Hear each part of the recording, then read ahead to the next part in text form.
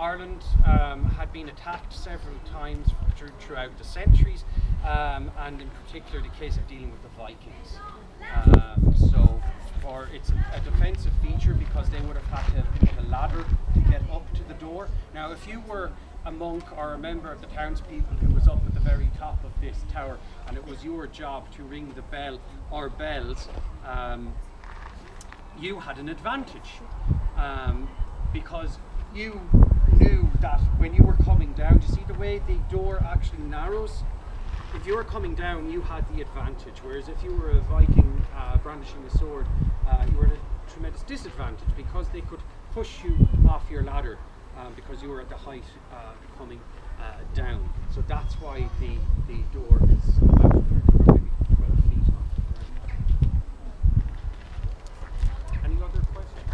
These new gravestones. Ah, right. So back in the 1930s, there was a register drawn up by local county people here, which gave them express permission to be buried with their family members up here in the rock. As you can see around you, we're running out of space,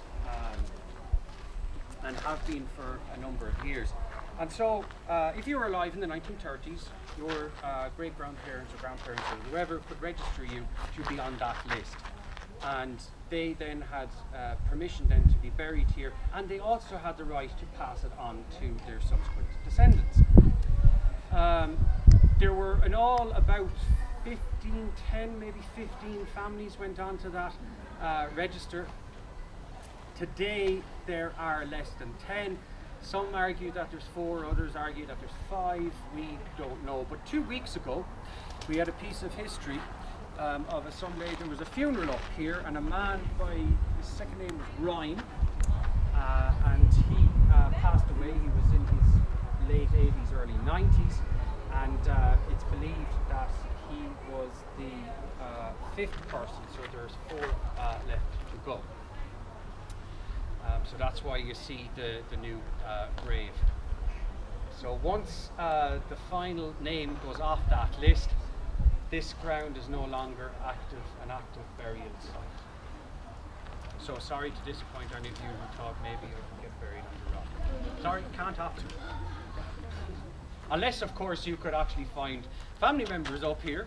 Some of you might be lucky and you might actually find family members. If you do, well. So there's multiple family members. So there will be multiple family members up here. Now, some of the graves up here are going way back through the centuries. So that's why you can barely make out what's on the graves, and then, as I said, you've got the newer ones over there. Now, some of you might have spotted a Kennedy grave. Now, for those of you from the United States, your former President Kennedy was actually from County Wexford, which was down below Dublin, a few hours outside of Dublin. Kennedy isn't all that common a name here.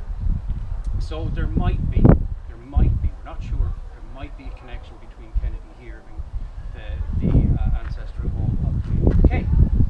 Now, have we anybody from Boston? Yes? You're not Scullies, are you, by any chance? No? No? Okay, so if you take a look over there, you have what's known as the Scully Monument. And you've the mausoleum beside it. Now, back in the 19th century, the Scully family left Cashel and they went to the United States and they went to Boston, and they became very wealthy and very prosperous, and today there's a place called Scully Square named after them, if any of you are familiar with that. Now, back in 1975, 1976, there was a big electrical storm up here, which is kind of uncommon for Ireland. We don't really get the extremes of weather. But apparently during that storm, the top of that monument was sheared off. Now, what was on top of it was one of our Celtic crosses. That's what would have been at the top. The stem has the story of St. Patrick, where he's converting some of the Irish High Kings into Christianity. So if you get a chance to look at that a little bit later on. also the top piece of it is actually behind the monument. Just be careful if you do go to check it out. It's a little bit jagged. To the exact same place set up now? So it's right behind it, yeah. Now, the other thing is, because this is an active graveyard, and people that I work for, the Office of Public Works, which is the Irish equivalent of the National Trust in Britain, we are not allowed to interfere with any of the graves.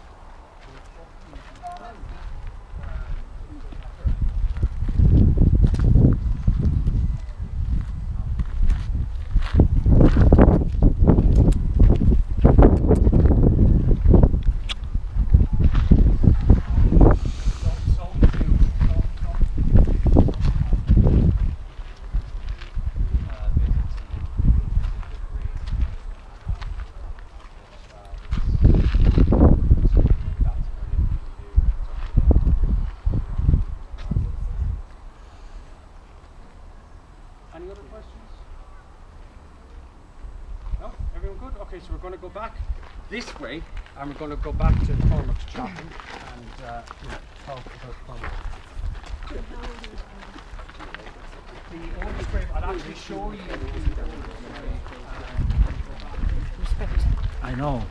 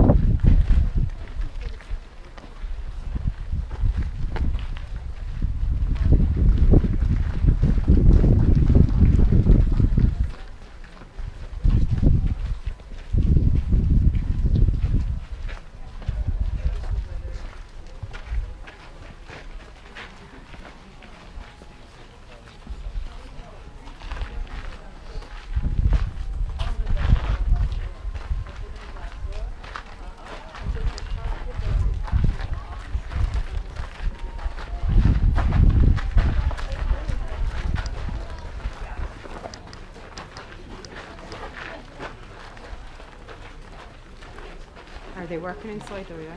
We're going to explain all that.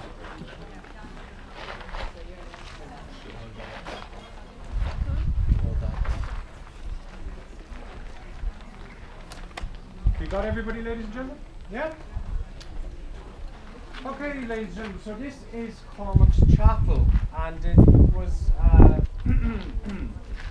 built in 1127 and then was consecrated in 1134. It's an example of what is known as Hiberno-Romanesque.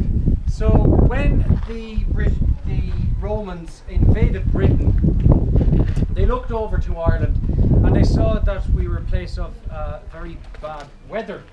Up until a couple of days ago, they were dead bloody right.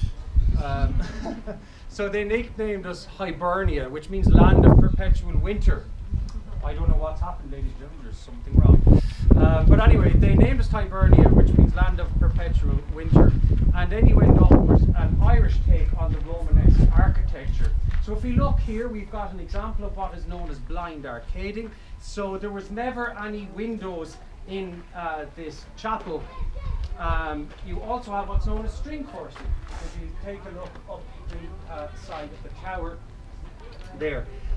You also have, this is the front sandstone facing facade, and you have this archway here which is known as the tympanum, and you can see clearly that there is an animal over the door. Can anybody guess what that might actually be? Cow? Yes. Pig. Sorry? Pig. Pig? No, I think you were close with cow. It's actually a bull, ladies and gentlemen, and it is the Bull of St. Luke. Now, in terms of religious significance, the Bull of St. Luke is a winged bull, and it represents God's sacrifice for us on the cross.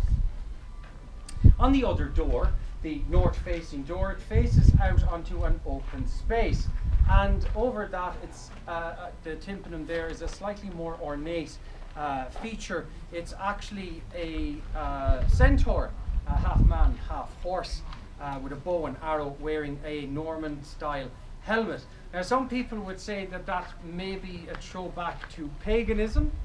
Other people believe that it might have something to do with the symbolism of the church's control over Ireland. Because, ladies and gentlemen, we didn't like being told what to do by the church or by anybody else, really. So we kind of went our own way. So Christianity kind of developed on a slightly different arc, if you will, away from what would have developed traditionally in the rest of Europe.